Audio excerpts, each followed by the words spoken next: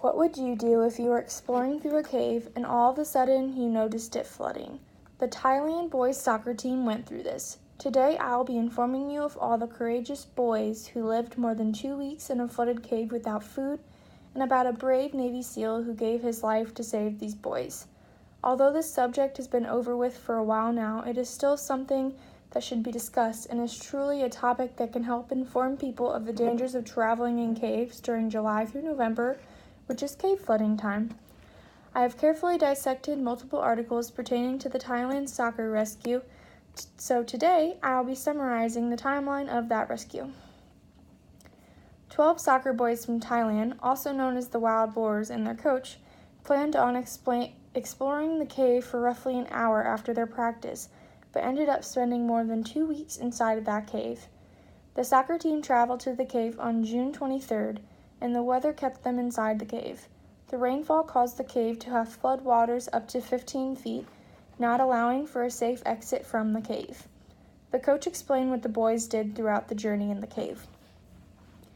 They just sat quietly without doing anything because of how dark it was.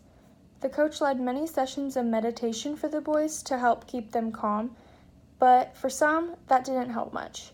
A lot of the boys complained that their legs were cramping from squatting for so long, but they knew they had to be strong and knew that if they prayed, help would be on the way.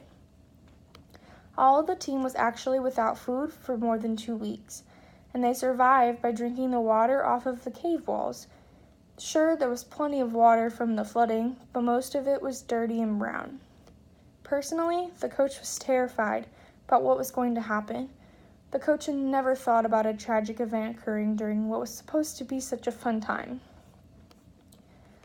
Many believed that the boys had gone missing and continued to search everywhere.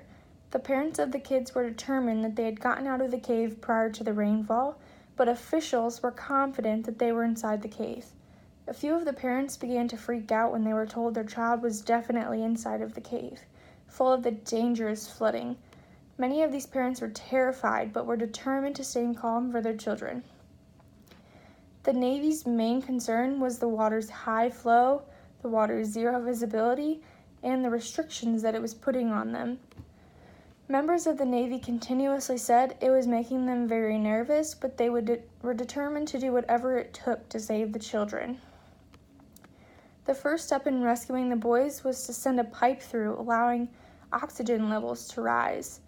Then the rescue team worked hard to get roughly 40% of the water out of the cave. They removed this water and put it onto farmers' fields. Sure, the farmers probably would have been mad, but the Lavoxes.com Radhika Viawanathan stated that the farmers just wanted to get the boys out safely and did not care that it was on their field. The boys were able to exit the cave safely by being given a full face mask, being put on a stretcher, they were given an anti-anxiety pill to keep them calm, and then they were guided out of the cave by brave divers.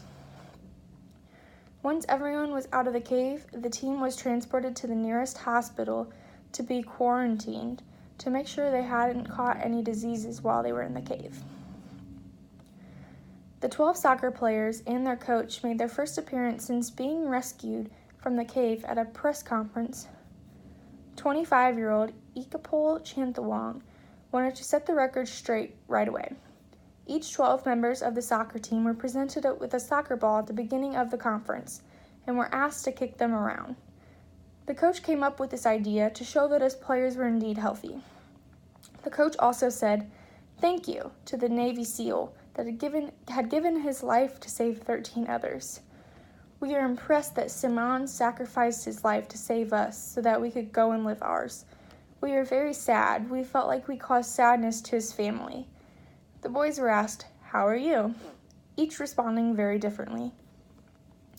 Many of the boys were thankful that the Navy SEAL helped save their lives, but they were sad that he gave his life in the process.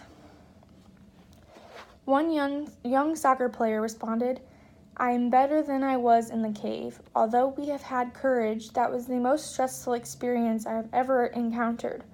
The things I went through with my entire team are not something I would wish against anyone, not even my worst enemy.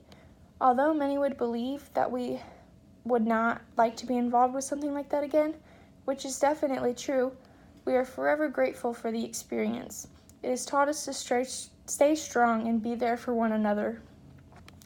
We didn't know if we were going to live to see tomorrow, so instead of being frightened throughout the experience, we valued one another and had courage that we would see our families one day. The Navy SEAL was a true brave hero, giving his life to protect the young lives of 12 children and one coach. He showed bravery and courage while rescuing the children of Thailand's soccer team.